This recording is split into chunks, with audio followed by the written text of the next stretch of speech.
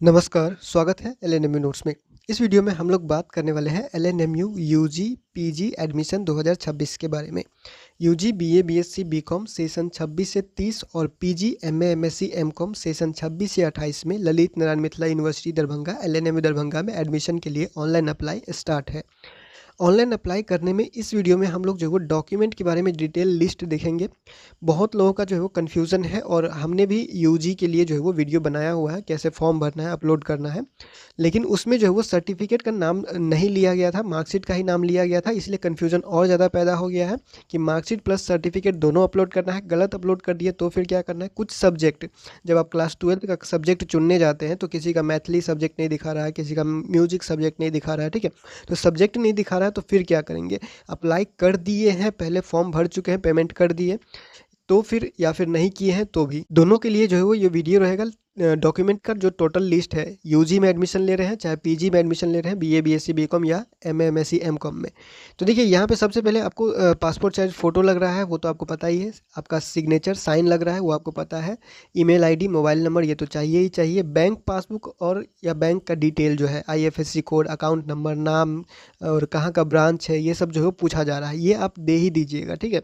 कल को क्या होगा अपडेट उसमें जो है वो कोई वो नहीं है, क्योंकि देखिए अभी जो समर्थ पोर्टल से एडमिशन चल रहा है इसमें कोई अभी 100% आपको हेल्प करने के लिए कोई आगे नहीं आएगा, क्योंकि यूनिवर्सिटी के पास भी जो है वो आप जाइएगा यूनिवर्सिटी में तो वो भी तुरंत आपको जो है वो जवाब नहीं दे देगा या फिर हेल्प नहीं कर देगा। जो भी काम हो रहा है वो डायरेक्ट दिल्ली से हो रहा है। यूनिवर्सिटी के पास आप कहिएगा इस पोर्टल के लिए डेडिकेटेड कोई आदमी बैठा हुआ है चलाने के लिए, वो यूनिवर्सिटी में अभी नहीं है, ठीक है? तो जो भी डिटेल आपसे मांगा जा रहा है वो डिटेल आप फ़िलहाल के लिए फिल कीजिए। बाद में ये जो बैंक डिटेल आपसे मांगा जाता है वो इसलिए मांगा जाता है क्योंकि कोई जो है वो एडमिशन ट्रांसफ़र करता है या फिर कैंसिल करवाता है, तो उस केस में क्या होता है कि उसका पैसा जो है वो उसी अकाउंट में जाता है जिस अकाउंट का डिटेल उसने फिल किया होता है। और ये अकाउंट डिटेल जो है वो आप अपना मम्मी पापा का भी दे सकते हैं अगर किसी के पास अकाउंट नहीं है तो बैंक डिटेल भी दे ही दीजिएगा, सारा कुछ जो है वो अच्छे से भरिएगा। उसके बाद आते हैं डॉक्यूमेंट में अपलोड क्या सब करना है। तो अपलोड करना है आपको अगर पीजी में एडमिशन ले रहे हैं तो पीजी में एडमिशन ले रहे हैं तो ग्रेजुएशन का, बीए का, बीएससी का, बीकॉम का जो भी है उसका मार्कशीट, ओरिजिनल वाला मार्कशीट जो है वो अपलोड करना है। उसके बाद साथ साथ ग्रेजुएशन का सर्टिफिकेट भी अपलोड करना है। चाहे अगर ओरिजिनल सर्टिफिकेट नहीं आया है तो प्रोविज़नल सर्टिफिकेट अपलोड करना है। दोनों को मिला करके एक पीडीएफ बना दीजिएगा। मार्कशीट को और सर्टिफिकेट को दोनों को कंबाइन कर दीजिए, दोनों को जोड़ दीजिए और एक पीडीएफ बनाइए और तब अपलोड कीजिएगा, ठीक है? क्योंकि वहाँ पे साफ-साफ लिखा हुआ है ग्रेजुएशन का या फिर क्लास 10th का या फिर क्लास 12th का, इंटर का या फिर मैट्रिक का मार्कशीट और सर्टिफिकेट दोनों माँग रहा है। हम आपको दिखा देते हैं। देखिए सबसे पहले फ़ोटो मांगा जा रहा है, सिग्नेचर मांगा जा रहा है, फिर जो आपका कास्ट सर्टिफिकेट है, जाति प्रमाण पत्र वो मांगा जा रहा है। कुछ स्टूडेंट का कहना है ईबीसी सेलेक्ट करते हैं तो अपलोड करने का ऑप्शन नहीं आ रहा है। EBC certificate, BC certificate, BC category select करते हैं तो बीसी वाले को जो है वो सर्टिफिकेट यहाँ पे अपलोड करने का जो है वो ऑप्शन दे रहा है। साथ में यहाँ पे इनकम सर्टिफिकेट, तो इनकम सर्टिफिकेट अपलोड कर भी सकते हैं और अभी नहीं भी कर सकते हैं, लेकिन जब आप इनकम सर्टिफिकेट बनाएंगे तो उतना का ही इनकम सर्टिफिकेट बनाइएगा जितना आपने फॉर्म में सेलेक्ट किया है, क्योंकि फॉर्म जब आप भरते हैं तो वो पूछेगा कि इनकम सर्टिफिकेट फैमिली का इनकम सर्टिफिकेट परिवार का कितना है, आय कितना है। तो वो अगर आप 1 लाख से नीचे सेलेक्ट करते हैं तो 1 लाख से नीचे का ही इनकम सर्टिफिकेट बनाइएगा। 1 लाख से ऊपर सेलेक्ट करते हैं, 2 लाख तक का सेलेक्ट करते हैं तो 2 लाख तक का इनकम सर्टिफिकेट बनाइएगा। बस ध्यान रखना है जितना सेलेक्ट कीजिएगा, अगर आप सर्टिफिकेट अभी अपलोड नहीं कर रहे हैं तो फॉर्म में जितना सेलेक्ट कीजिएगा उतना ही का जो है वो सर्टिफिकेट अपलोड कीजिएगा। अब यहाँ पे देखिए कन्फ्यूज़न क्या हुआ था, जो पिछले वीडियो में मतलब कि यूजी के लिए जो ऑनलाइन अप्लाई कैसे करें, फॉर्म कैसे भरें, उसका जो डिटेल वीडियो बनाया गया था। कन्फ्यूज़न ये हुआ था कि यहाँ पे फ़ोटो सिग्नेचर अपलोड करते हैं तो दिखाता है, सर्टिफिकेट अपलोड करते हैं कास्ट सर्टिफिकेट तो दिखाता है, प्रीव्यू दिखाता है, इनकम सर्टिफिकेट अपलोड करते हैं तो प्रीव्यू दिखाता है।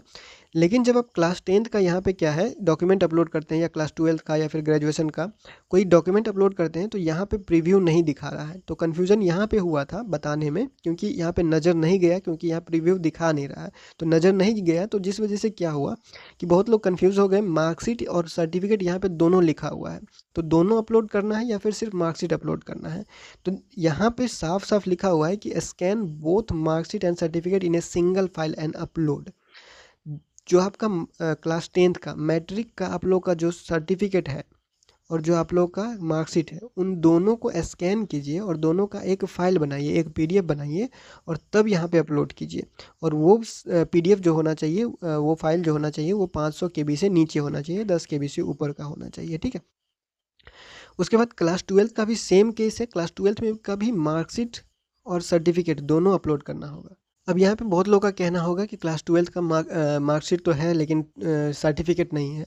तो सर्टिफिकेट नहीं है तो क्या करना है, तो सबसे पहले कॉलेज चले जाइएगा, जो भी स्कूल है आपका, वहाँ पे जाके पता कर लीजिएगा कि सर्टिफिकेट आया है या फिर नहीं आया है, प्रोविजनल सर्टिफिकेट। ओरिजिनल नहीं आया है तो भी चलेगा, प्रोविजनल सर्टिफिकेट है तो भी अपलोड कर दीजिए। अगर नहीं आया है तो एक एप्लीकेशन लिख के साथ में अपलोड कीजिएगा साइन करवा के, ठीक है। उसके बाद जो MA MSc MCOM करना चाहते हैं वहाँ पे उसका भी यहाँ पे लिखा हुआ है कि scan both marksheet and certificate in a single file and upload. यानी कि ग्रेजुएशन का भी आपको BA BSc BCom का जो भी आपने किया हुआ है ग्रेजुएशन में कोर्स, उसका मार्कशीट ओरिजिनल और सर्टिफिकेट, ओरिजिनल नहीं है तो प्रोविजनल भी चलेगा, ठीक है। मार्कशीट और सर्टिफिकेट दोनों साथ में अपलोड करना है, दोनों को स्कैन कीजिएगा, एक PDF फाइल बनाइएगा और साथ में यहाँ पे सेलेक्ट फाइल करके अपलोड कीजिएगा। और जिसका LNMU से ग्रेजुएशन है, मान लीजिए आपने LNMU से ही अभी BA BSc BCom या B.Ed किए हैं कोई स्टूडेंट, और रिजल्ट आए हुए ज़्यादा दिन नहीं हुआ है, प्रोविजनल सर्टिफिकेट आपके पास नहीं है, तो LNMU प्रोविजनल सर्टिफिकेट ऑनलाइन भी देता है, तो ऑनलाइन अप्लाई कर दीजिएगा, 2-4 दिन में आपको जो है वो प्रोविजनल सर्टिफिकेट मिल जाएगा। नहीं मिलता है तो यूनिवर्सिटी जाके क्या करिएगा, जो है वो एप्लीकेशन लिख के उस पर साइन करवा लीजिएगा और मार्कशीट के साथ अपलोड कर दीजिएगा, वो आपका काम हो जाएगा उससे। यहाँ पे मार्कशीट और सर्टिफिकेट दोनों अपलोड करना है, चाहे 10th का कर रहे हैं, 12th का कर रहे हैं या BA BSc BCom ग्रेजुएशन का कर रहे हैं, मार्कशीट और सर्टिफिकेट दोनों अपलोड कीजिए। सर्टिफिकेट नहीं है तो प्रोविजनल अपलोड कीजिए, प्रोविजनल भी नहीं है तो एप्लीकेशन लिख के वहाँ पे कंट्रोलर से साइन करवा के अपलोड कीजिए अगर ग्रेजुएशन का है तो। और जो क्लास 12th का स्टूडेंट है तो सर्टिफिकेट नहीं है, कॉलेज जाइए, पहले स्कूल जाइए, अपना पूछ लीजिए, प्रोविजनल सर्टिफिकेट आया ही होगा लगभग सबका, तो वहाँ जाके आप ले लीजिएगा। नहीं होगा तो एप्लीकेशन लिख के जो है वो साइन करवा के अपलोड कर दीजिएगा, ठीक है। उसके बाद यहाँ पे क्या है, एक PG का जो एडमिशन ले रहे हैं, LNMU के स्टूडेंट है, BA BSc BCom या B.Ed अभी जस्ट LNMU से ही किए हुए हैं, तो आपके पास रजिस्ट्रेशन कार्ड या रजिस्ट्रेशन स्लिप तो होगा ही, रजिस्ट्रेशन नंबर तो LNMU वाला ही चलेगा, तो रजिस्ट्रेशन स्लिप और रजिस्ट्रेशन कार्ड भी आपसे मांगेगा अगर PG के स्टूडेंट PG के लिए अप्लाई कर रहे हैं तो, BA BSc BCom graduation LNMU के स्टूडेंट है तो बस, ठीक है। उसके बाद यहाँ पे चाहिए ABC ID या फिर अपार ID। ABC ID अपार ID बहुत ज़्यादा ज़रूरी है। पहले ABC ID कहा जाता था, नया में जब आया, अब अपार ID कहा जाता है, दोनों एक ही चीज़ है। ABC ID किसी का बना हुआ है तो अपार ID बनाने में नहीं लग जाइएगा, दोनों एक ही चीज़ है, ठीक है। और ये जो है वो 5 मिनट में आपका बन जाएगा, मुश्किल से 5 मिनट लगेगा। अगर आपका आधार कार्ड में मोबाइल नंबर लिंक है और OTP जाता है उस पर तो एक्टिव है, तो मुश्किल से 5 मिनट लगेगा। डिजी लॉकर पे जो है वो खुद से मोबाइल से बना सकते हैं, कहीं जाने का कोई ज़रूरत नहीं पड़ेगा आपको। बस आपको ये ध्यान रखना है कि आपका जो डिटेल है आधार कार्ड में और मार्कशीट में वो एक जैसा होना चाहिए। मार्कशीट में जो नाम है और आधार कार्ड में जो नाम है वो एक जैसा होना चाहिए, और जो डेट ऑफ बर्थ है वो भी एक जैसा होना चाहिए। अगर नहीं है तो उसको भी सुधार करवा लीजिएगा। और अपार ID बना करके फ़िलहाल के लिए अपलोड अब जो है वो यहाँ पे नंबर दे दीजिएगा। अरे ID मांगा जा रहा है, अपलोड नहीं करना है, ID नंबर मांगा जाएगा, वहाँ से आप दे दीजिएगा। ये खुद से भी बना सकते हैं आप, यूट्यूब पे सर्च कर लीजिएगा या फिर हमारे चैनल पे जाके देख लीजिएगा, या फिर कहीं यूट्यूब पे डायरेक्ट सर्च कीजिएगा ABC ID या फिर अपार ID कैसे बनाएं, और वहाँ पे रजिस्ट्रेशन नंबर या फिर रोल नंबर मांग करके जो तुरंत बन जाता है, वो आपका हो जाएगा काम। उसके बाद यहाँ पे कास्ट सर्टिफिकेट के बारे में तो बता ही दिएगा, जाति प्रमाण पत्र जहाँ पे भी लागू है वो तो लगेगा ही, क्योंकि यह सर्टिफिकेट नंबर भी मांग रहा है और कब इशू हुआ था वो डेट भी मांग रहा है। उसके बाद EWS सर्टिफिकेट जो भी इसके अंडर आते हैं उनका सर्टिफिकेट लगेगा अगर आप सेलेक्ट करते हैं तो। कोटा सर्टिफिकेट अभी तक देखा नहीं गया है, ऑप्शन ऐसा है नहीं, हम आपको नहीं दिखा सकते हैं, लेकिन कोटा सर्टिफिकेट जैसे कि स्पोर्ट कोटा हो गया या फिर कोई अदर कोटा से फॉर्म भर रहे हैं तो वो सर्टिफिकेट आपको जो है वो रेडी रखना पड़ेगा। फिजिकली हैंडीकैप्ड सर्टिफिकेट, दिव्यांगजन जो है, कोई देखने में किन्हीं को दिक्कत है या फिर सुनने में किन्हीं को दिक्कत है तो उनका सर्टिफिकेट वगैरह जो जिस तरह का भी आपका दिव्यांगता है उनका सर्टिफिकेट जो है वो लगेगा। तो ये है आपको लोगों का जो है वो सर्टिफिकेट का लिस्ट है, इसको चेक कर लीजिएगा, उसके बाद ही फॉर्म भरना स्टार्ट कीजिएगा। अब जो फॉर्म भर दिए हैं वो क्या करेंगे, गलत अपलोड कर दिए हैं या सब्जेक्ट नहीं मिल रहा है, उनके लिए भी बता देते हैं। तो और ये इसका ध्यान रखिएगा, रजिस्ट्रेशन स्लिप यहाँ पे जो लिखे हुए हैं, रजिस्ट्रेशन कार्ड, ये सिर्फ PG वाला एडमिशन जो करेंगे उनको जो है वो ज़रूरत पड़ेगा, क्योंकि वही लोग जो है वो BA BSc BCom या फिर B.Ed पहले से रजिस्ट्रेशन किए हुए हैं LNMU में, तो रजिस्ट्रेशन स्लिप या रजिस्ट्रेशन कार्ड LNMU का अपलोड कीजिएगा। अपलोड करने के लिए मांगेगा, अगर जिसके पास रजिस्ट्रेशन स्लिप नहीं है या रजिस्ट्रेशन कार्ड नहीं है LNMU का तो आप लोग क्या कीजिएगा, अपने कॉलेज चले जाइएगा, कॉलेज में जाके पूछिए कि रजिस्ट्रेशन स्लिप या कार्ड आया है या फिर नहीं आया है। नहीं आया होगा तो यूनिवर्सिटी जाके ले लीजिएगा और तब यहाँ पे अपलोड कीजिएगा, ठीक है। क्योंकि रजिस्ट्रेशन आपका है तो बाद में माइग्रेशन आपसे नहीं मांगेगा। अगर आप यहाँ पे नो करके अपलोड कर देते हैं, बाद में हो सकता है आपको माइग्रेशन सर्टिफिकेट देना पड़ेगा। तो जब आप उसी यूनिवर्सिटी में, सेम यूनिवर्सिटी में एडमिशन ले रहे हैं, कहीं किसी दूसरे यूनिवर्सिटी में नहीं गए हुए हैं यूनिवर्सिटी छोड़ करके, तो माइग्रेशन आप कहाँ से दीजिएगा, ठीक। अब जैसे कोई गलत अपलोड कर दिया है या फिर सब्जेक्ट नहीं दिखा रहा था, तो उसके लिए हम आपको जो है वो बता देते हैं। कुछ लोगों का कहना था कि जैसे क्लास 12 का यहाँ पे सब्जेक्ट सेलेक्ट करने का ऑप्शन दे रहा है कि क्लास 12 में क्या क्या सब्जेक्ट था, तो इसमें किसी किसी का जो है वो मैथिली है, म्यूज़िक है, तो वो क्या हो रहा है, वह यहाँ लिस्ट में नहीं दिखा रहा है। तो फिर क्या भरेंगे, तो यहाँ पे देखिए आपको जो उस वीडियो वाले फॉर्म वाले जो वीडियो है कि फॉर्म कैसे भरेंगे BA BSc BCom का, उसमें भी बताया गया है कि अगर आपको जैसे कि क्लास आपने 12th में मैथिली पढ़ा है लेकिन इसमें मैथिली का नाम जो है वो नहीं दिखा रहा है, तो आप क्या करेंगे, आप करेंगे जैसे यहाँ पे मैथमेटिक्स है, तो आप यहाँ पे दबाइए, इस कॉलम में दबाइएगा, इसमें क्लिक कीजिए। क्लिक करने के बाद अपना सब्जेक्ट का नाम सर्च मत कीजिए, एक बार सर्च कर लीजिए, नहीं आ रहा है तो दोबारा सर्च मत कीजिए। उसके बाद आप सर्च कीजिए अदर, ठीक है।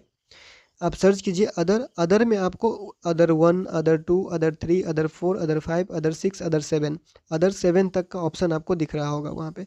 उसके बाद जब आप पहला सब्जेक्ट सेलेक्ट कीजिएगा, अदर 1 सेलेक्ट कीजिए।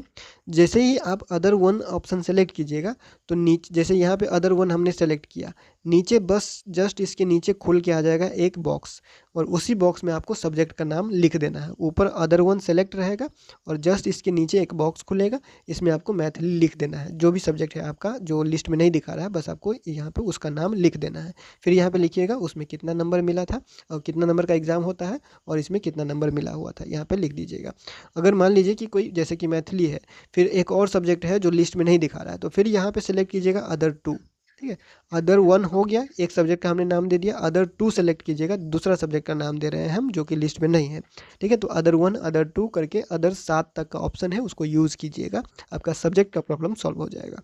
अब देखिए जिसने गलत अपलोड कर दिया है, जैसे मान लीजिए हमने कहा अभी मार्कशीट और सर्टिफिकेट दोनों अपलोड करना है, तो मार्कशीट और सर्टिफिकेट दोनों अपलोड करना है, तो गलती वहाँ पे वही हुआ था कि सब कुछ का प्रीव्यू दिखा रहा है, लेकिन मार्कशीट और सर्टिफिकेट जब आप अपलोड करते हैं तो प्रीव्यू नहीं दिखाता है, उसमें व्यू फाइल पे क्लिक करके ही तब आप देख सकते हैं कि क्या अपलोड हुआ है क्या नहीं हुआ है। तो उसमें कन्फ्यूज़न वहाँ पे हो गया था। तो आपको अब क्या करना है, तो देखिए पेमेंट अगर आपने कर दिया हुआ है, पेमेंट कर दिया हुआ है, तो करेक्शन विंडो का इंतज़ार कीजिएगा। करेक्शन विंडो सही करने का जब डेट देगा, फॉर्म में कुछ गलती हो गया तो सुधार करने का मौका देता है, तो सुधार करने का जब मौका देगा तब आपको जानकारी दे दी जाएगा। लेकिन उससे पहले किसी का गलत अपलोड हो गया है, कोई जो वो जल्दबाजी में अपलोड कर दिए हुए हैं, या फिर कास्ट के जगह इनकम सर्टिफिकेट अपलोड हो गया, कुछ ऐसा मिस्टेक हो गया है, तो यूनिवर्सिटी से जानकारी ले करके आपको बता दिया जाएगा कि क्या करना है, अभी नहीं करना है। और साथ में आपको ये भी ध्यान रखना होगा कि जो भी अभी समर्थ पोर्टल से एडमिशन चल रहा है, तो समर्थ पोर्टल से एडमिशन चल रहा है तो इसका कोई डेडिकेटेड आदमी, समर्थ पोर्टल, इस पोर्टल को चलाने के लिए, पहले क्या था, जो एडमिशन होता था पीजी का या फिर यूजी का, तो यूनिवर्सिटी अपना वेबसाइट बना करके वहाँ पे एडमिशन लेता था, ठीक है। तो उसका सिस्टम, उसका आदमी उसकी यूनिवर्सिटी के ही पास रहता था। लेकिन अभी जो समर्थ पोर्टल से एडमिशन चल रहा है, इसमें इसका काम जो है वो डायरेक्ट दिल्ली से चल रहा है, ठीक है। और यहाँ पे यूनिवर्सिटी में कोई ऐसा आदमी नहीं बैठा हुआ है जो आपको एग्जैक्ट जानकारी देगा कि अभी क्या करना है, अगर ये चीज़ गलत हो गया तो फिर क्या करना है। कुछ कॉमन जानकारी होगा वो दे सकेगा। ये नया पोर्टल है तो इसमें करेक्शन वगैरह का मौका भी, चांस भी आपको मिलेगा।